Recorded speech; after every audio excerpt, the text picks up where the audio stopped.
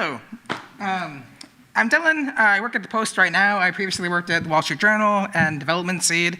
And about a year ago, I got to do a not personal project, but a project I've been wanting to do for about like 5 years.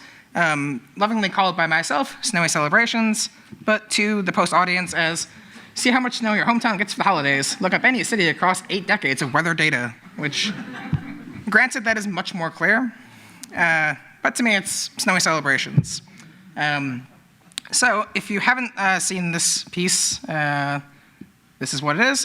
It does what it says. Does anyone want to, so for any city in the United States, I return how many white Christmases or solstices or New Year's Eve had snow on the ground or there was snowfall. So Pittsburgh was about 31% since 1940. Anyone want to shout out a city? Or Las Vegas, I figured someone was going to ask about that, but alas. Huh? Oh, yeah. Geocoders. Okay, so 0%. But there's a couple more things, but you will see those later in the presentation. So if you want to try it out yourself, please do. There's a little QR code for that. Like I said, this has been kicked around for 4 years, which is before I started at the Post.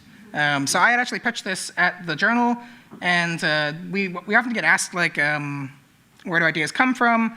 How do we pitch things? And so everyone did love this idea, but one of the big parts of a pitch is you have to be able to say how much time you think it's going to take. You have to scope it.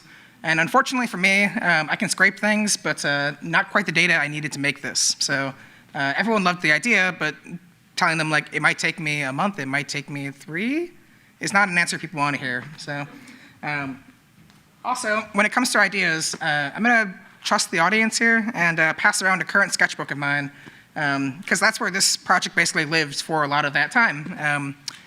I'm going to please ask, if you can pass this to the back and maybe pass it up. Yeah, thank you.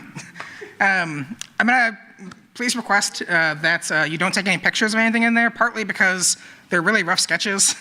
And like, it would break my heart if someone beat me to mapping the small summer camp in Wisconsin I attended. Really would. Although, if anyone here went to Camp Woodbrook, like, that'd be amazing. Yeah? No? Okay. So the inception of this project was, again, like years ago, and just as a lot of these kind of nostalgic ones do, is just kind of a question I was asking about myself, which was, how many snowy Christmases did I experience? I'm from Wisconsin. Pretty snowy place, you would think. And so I found like a weather station as close as I could to my hometown and just picked out in the sheets like how much snowfall there was. I also used the same analysis to find out after I left for college how many times my mother had to go shovel the driveway by herself. She has a snowblower now. But yeah, so like in order to do that for basically everywhere, you need all the weather stations across the United States and going back 100 years. So that was a pain point. There is a download for that, but I didn't know where it was, and I didn't know how to process it. So now this idea just kind of sat on a shelf, as most of the sketches in that book kind of are at right now. And then last year, a colleague of ours, Harry Stevens, did this amazing piece about where temperature records are broken. And I saw this, and I was like, holy shit. This is the exact data that I needed for this project. Granted, a different use case. So like, as you can kind of see here, like, these are all the weather stations across the states. He was using it for, I think, just the present year, but it was comparing it to all the past ones. So I saw that, got the green light, and went ahead and started drafting up little like mocks for what I wanted it to look like. This is just kind of like the little wireframe approach for what it is. A lot of these kind of visuals you can kind of see stuck around to the end. Did a revision at one point to kind of get a little bit more fine-tuned. When it came to kind of the design of it, again, we're kind of dealing with a very like nostalgic thing. Like, and there's something very like nice to me about a kind of like early 1900s kind of like a postcard kind of style. I love the lettering on the game of tobogganing at Christmas. and like standard authors, the poor Santa Claus there walking in the snow, including also like Over the Garden Wall, which, hey, it's fall. It's one of the best cartoons out there. Definitely go watch it.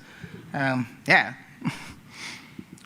But I'm gonna talk like the art was like a big part of it for me, but like overall that ended up being maybe, I don't know, 5% of the actual work time on the project. Much more of it was still data wrangling, because even though I had all that weather station data, I need to figure out how to get that to actual cities. And so this entire next section is gonna I'm gonna race through that. I'm gonna share these slides afterwards, so like there's gonna be some code on here. You don't have to read it, it's fine. But if you are interested, it's gonna be in the slides, and you can kind of see like where I could have been doing something better, or just for the curiosity. And I'm gonna be doing it via the code way.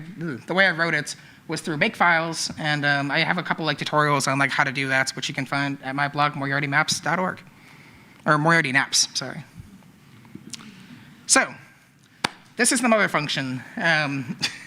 Effectively, this first bit just makes a bunch of folders, and you can kind of think of this as like analogous to like what you would do when you bring a shapefile into QGIS and all the operations you do on it. In this case, I just do it step by step and make a folder and give the output into them. And then loop all these commands for every single year going back to the 1940s. So this is what the data looked like initially for every single year, a lot of points. First thing I was doing on it was creating a snowy value. All the weather stations, all they have is snow depth and snowfall. I think those both count for like whether a holiday has like a nice frost on the ground. So check if it has either. If it does, cool, it's snowy. Then generated Veroni for that. Had to use turf.js for that. And then it also removed all the attributes for some reason in the output of the Veroni. So I had to buffer the weather stations each by like, I think 1 meter. So very, very, very tiny buffer on that. And then interpolated that back onto the Veroni, giving this lovely view of like which areas were snowy and which ones weren't for the 1940s, or at least the nearest. As I kind of mentioned in like the synopsis of this talk, this is obviously a little squishy. Like I don't have a time machine and I can't go to everyone's backyard and actually say like, aha, you did have like snow on the ground there. It is approximate, but this isn't a life and death kind of piece, right? So it's kind of the best possible I could imagine to do, especially for going back before we had satellite imagery. If anyone knows if there's any like imagery of the 1940s of like the entire United States from balloons that like actually has those values every single day, let me know. We'd love to update it. So this is what it looks like a little bit more zoomed in.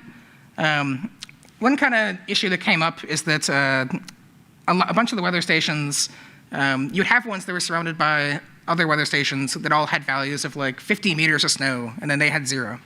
And you'd be like, that seems a little off. And then you'd look at the history of that station, and they didn't report any snow data. So I created a variable called snowlocked, which just used turf.js to just check to make sure, are all the neighbors snowy? If they are, that's also snowy. And that's the little node script there for that. And then clipped all that by the urban areas to get which places contained which weather station data. So some major cities have a lot of weather stations around them. And so like kind of figuring out like which value to use the one to the left, the one to the right. I weighed all that by the area and got a snowy weight. And then ended up dissolving all of them together in the last step here by the city name, and also just calculated out using MapShaper the maximum value for that, the minimum value for that. So if a city had like 3 weather stations, it would give you the max number of snow that they were seeing in there and the min, and also just the average that was weighed. And then at the very end, got the final value, which I just said if it was over 35% snowy, it's snowy. And then I did a sin, which is at the end of this big, big, long process, I kind of lied to you. The output is not a GeoJSON, it's not a shapefile, it's a CSV. Because ultimately,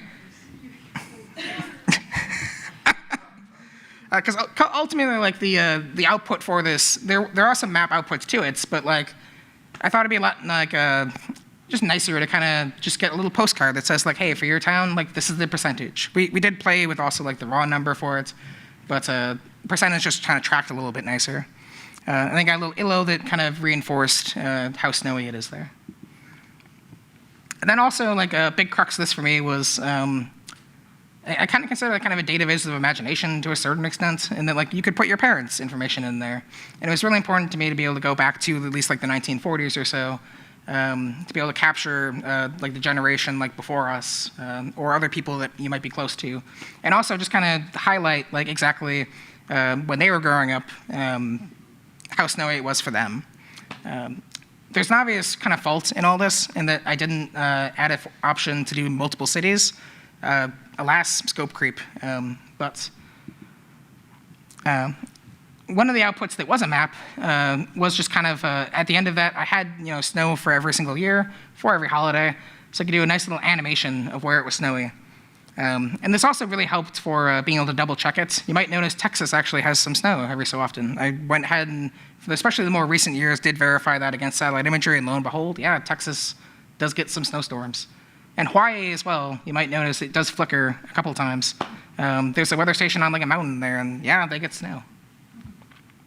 As far as the design goes on this as well, because again, this is a very approximate thing, all the stuff was blurred in Photoshop to, I hope, kind of emphasize that like this is, again, approximate. In addition to that, did a little overlay of all the years to kind of get a general percentage of share of Christmases or other holidays with snowfall on the ground since 1940. Poor Florida. And just another little technical thing is that all the base maps were little images underneath D3 maps. They're rendered on top of that. That's what let me basically let you input the city and have it actually show up in the right place on top of it. This led to frustrations when I discovered that D3 Albers is different than MapShipper Albers. I don't know why. I wish I don't. It was maddening to find that. But they treat Alaska, one of them just wants to tilt it a little bit more, and one likes it upright.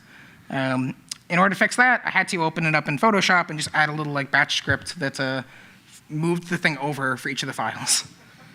Not great, but hey, it worked. So, as far as the illustrations go, again, that ended up only being about 5% of the project, and pretty late in the development of it. But I had a pretty steady idea of what I wanted for it, so these are kind of pencil sketches for what ended up going into the little cards. I really wanted to do some like hand lettering for the title, but as you kind of saw, our editors are very smart and they know what people want to click on, and unfortunately, I don't think Snowy Celebrations is quite communicative enough. So I'm kind of glad maybe I didn't spend that much time actually finishing this up, because I would have been lost. All the end pieces were done as little watercolors. Again, as kind of a way to kind of feed into the nostalgia of it. Diluted all the colors by brown pretty heavily to kind of get them all roughly in the same palette for it. And then all the snow is like whiteout. Whiteout is amazing for painting. And yeah, like I think the readers seem to really love it. We had like, I guess in the news industry, like the comments are, what they are sometimes. And there's a lot of sometimes people that want to use the comment section as a way to kind of, air their feelings on things. And sometimes when you do a fun project, it's really nice. Just a lot of like good vibes there. And this one in particular I really loved, which was by a reader who said, really cool feature, thanks for putting this together. Fun to look at the data from childhood and remember how my dad used to pull my sled around the farmyard with a tractor after the big snows. He'd also take the loader and push huge piles for me to climb up and sled down. The best dad and the best snows. Right, like, that is like exactly, thank you. That is exactly like what I was hoping to kind of evoke with this, was just kind of a way to like look back and be like, oh, I remember what that was like a little bit. And yeah. I'm stealing Daniel's last slide because I forgot to,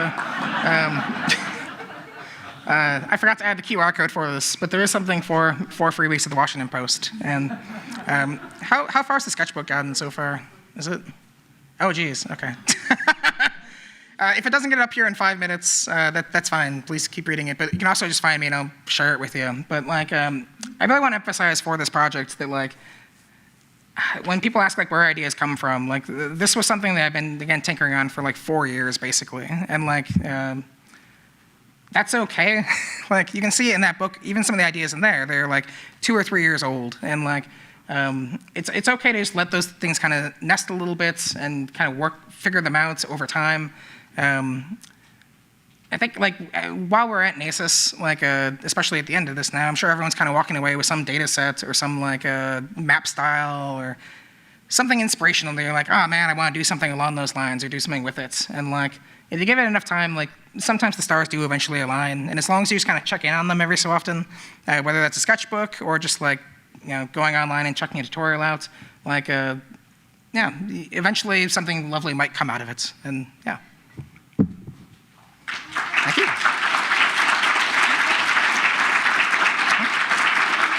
Cool. Questions? You said your bosses wouldn't let you give them a squishy pitch, so I'm curious what your pitch was and how long did it actually take you to do? I think the pitch was pretty much like, I love snow. Let me like be bashful. Like, it was kind of like showing the analysis I did for myself and just saying it'd be great to like make that thing for readers to be able to do themselves. And like, I think everyone just like, the enthusiasm out of that idea and how like relatable it is just like a really nice thing. And like, it is clearly like doable to an extent. It just, yeah, like the fact that I'm sure also maybe I could have tried to do this earlier, but like even myself not knowing exactly how long it would take, that's very intimidating. So yeah, and there's also a lot of other things to work on. Whew, in the back, Carl. You considered adding a snow days off from school component? Oh man, that'd be fun, but every single city does it differently, right? Like DC, you get like a little inch and like the school's closed. Wisconsin, it's like 3 feet and they're like, good luck, kid. Like, that's, I think that would be the big blocker on that, but like, you can kind of infer it, I guess, like, oh. So this, I've worked with like that sort of station data before. Many people have worked with it, and they've all probably had very similar complaints about how immensely difficult it actually is to collect, download, and process, even though it's such an incredible resource to use. And I keep thinking, as incredible as this whole workflow is, I wish it didn't require all this custom coding on the end of the person making the story, rather than the people providing the data to make it accessible. And in the past, I've actually thought about reaching out to like NOAA or like trying to write some sort of tool to make that station data more accessible so people didn't have to go through all the steps you went through. Have you thought about that? Have you ever thought about like talking to people or collecting your scripts and putting them out publicly? I mean, like for a project like this, like especially as I was kind of blitzing through the code there, like it's really like janky. It works, but yeah, like I guess I don't know if I've like reached out to USGS to like say like, hey, like make this better, because I understand like how much work that is also, and like this is like one use case for like one particular thing. I'm not a government entity, and I'm sure like if you actually wanted to make this like replicable, that'd be such a lift. It'd be amazing if they did, but this is also another like slight niche case in that like it's so much data for like one day, and yeah, like it's a good idea. Is anyone from USGS here? I am. Hello. Hey. I don't write code, so I can't help you. Hey. I can talk to you later, and I'll try to find someone who can help. Yeah, kick him. And, no. Any other questions? Last question. Yeah, so super cool. It looked like this might be the angle that I was watching from, but it looked like there was a little bit of a shadow on the interactive map from in like the northeast U.S., like going going northwest from Maine. This one? Is that the interactive one, or is that the one? This one? That one. Yeah. Yeah. Yeah, it looks like there's a little bit of a shadow in Maine and New York. Yeah, it's a little offset right now. I don't know why that is, but Okay, I was wondering, like, a stylistic thing or what? no, it's off by a couple pixels. Okay. Yeah. That looks cool. Thank you. Yeah.